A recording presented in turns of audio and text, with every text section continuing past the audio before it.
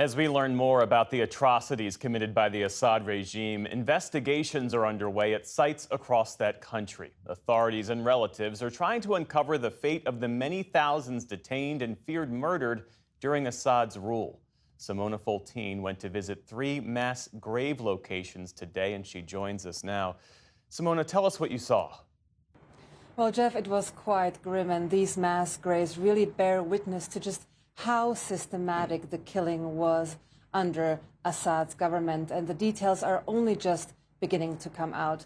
The first site we went to was in Tadamun, which is a suburb in the south of Damascus, and it is known for a massacre that occurred there in 2013, alongside a series of other extrajudicial executions.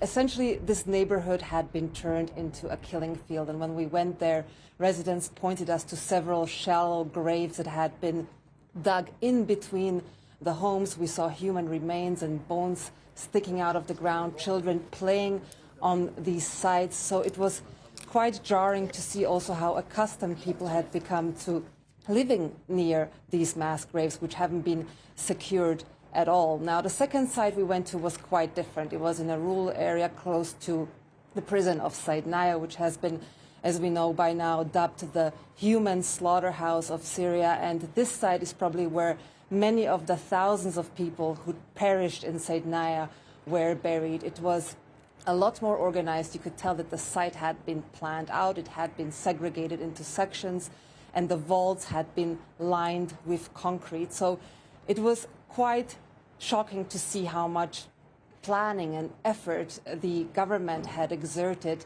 into disappearing and killing people. It was not really something that happened randomly or in an isolated manner. It was very much a function of the state.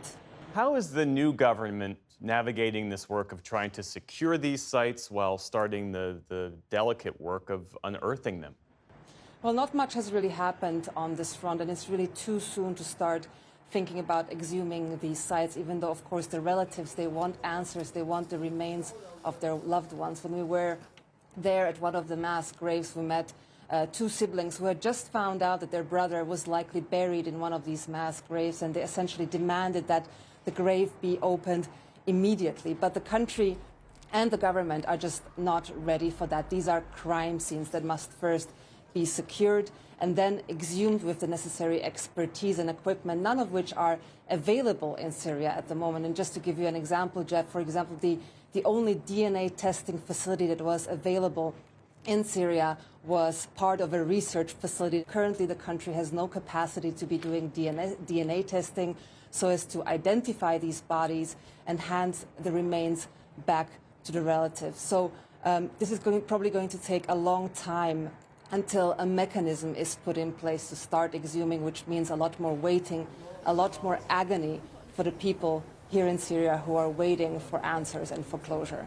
Simona Foltine reporting tonight from Damascus. Simona, thank you.